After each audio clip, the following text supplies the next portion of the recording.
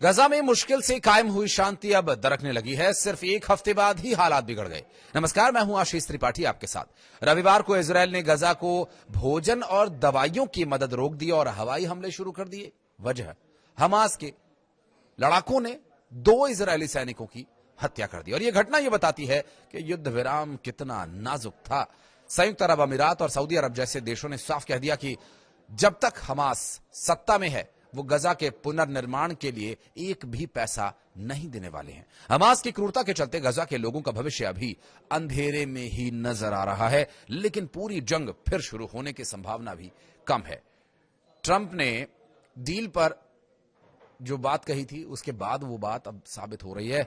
संकट गहरा रहा है और इधर हमास ने ही अपने ही फलस्तीनियों को मारा और अब जो वाइस प्रेसिडेंट जेडी वेंस हैं उन्हें बचाने के लिए गजा जा रहा है। दरअसल ये सब कुछ ट्रंप प्रशासन की मेहनत को चुनौती दिया जा रहा है। इस संकट को एक तरफ से राष्ट्रपति डोनाल्ड ट्रंप की जीत कह सकते हैं। उन्होंने ही यह युद्ध विराम करवाया था। इजरायल के लिए भी ठीक ठाक नतीजे हैं क्योंकि सभी जिंदा बंधकों को वापस किया गया और मिडिल ईस्ट में शायद यही सबसे अच्छा हो सकता है। हमास की राजनीतिक ताकत अभी भी इजरायल से टकराव के बात पर टिकी हुई है, लेकिन इजरायली प्रधानमंत्री बेंजामिन नेतन्याहू की लोकप्रियता बंधक डील से चरम पर है और इसलिए वे हमास के बहकावे में नहीं आएंगे। हमास इतना कमजोर हो चुका है कि इजरायल के लिए कोई बड़ा खतरा नहीं रह गया। अगले कई सालों तक यह समस्या हल की रहेगी। उपराष्ट्रपति जेडी वेंस मंगलवार से गुरुवार तक इजरायल के इलाके के उन दौरों की बात करेंगे जहां पर डील सही से चले और मंगलवार से गुरुवार तक इलाके का दौरा करने के बाद यह डील होने की संभावना है। और हमास अभी इतना दुर्बल है कि गजा पर अपनी पकड़ बनाए रखने के लिए ही उसने दूसरे फलस्तीनी गुटों को कुचला। 2007 में फतह से झड़प के बाद जैसा किया गया था वैसा ही फिर से शुरू हो गया।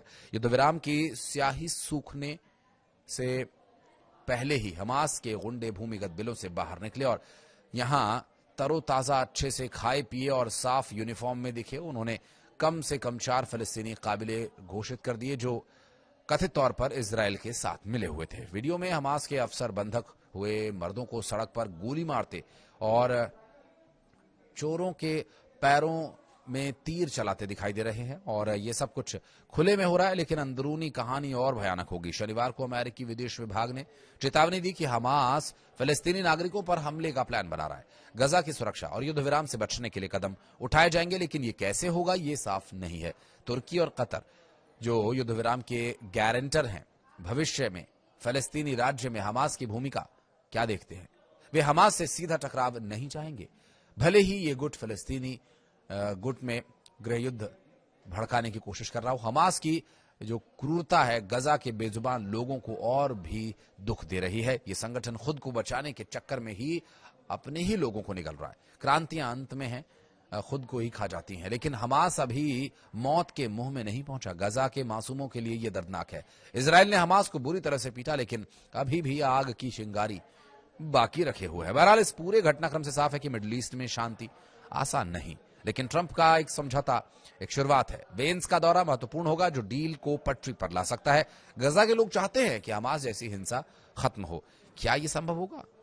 इस पर आपकी क्या प्रतिक्रिया बताइएगा। दरअसल दुनिया हमास की कमजोरी का फायदा उठाने की बात को लेकर हैरत में है और कहना है इस पूरे मामले पर, क्योंकि दुनिया को हमास की कमजोरी का फायदा उठाना चाहिए ताकि असली शांति बने। लेकिन अमेरिकी राष्ट्रपति डोनाल्ड ट्रंप ने हमास को चेतावनी दी कि अगर गजा युद्ध विराम समझौते का पालन नहीं किया गया तो उसका सफाया कर दिया जाएगा। यह गजा के लिए चेतावनी थी। दरअसल ट्रंप की टिप्पणी ऐसे समय में आई जब युद्ध विराम समझौते पर संकट के बादल मंडरा रहे हैं, क्योंकि हमास द्वारा 2 इजरायली सैनिकों की हत्या के बाद तेल अवीव में गजा सहायता की आवाजाही रोकने की धमकी भी आ चुकी है। और इस बीच गजा में युद्ध विराम के लिए ट्रंप के विशेष दूत स्टीव विटकॉफ और जेरेड कुशनर में बेंजामिन नेतन्याहू से मुलाकात की खबर है और दोनों सोमवार को इजरायल पहुंचे।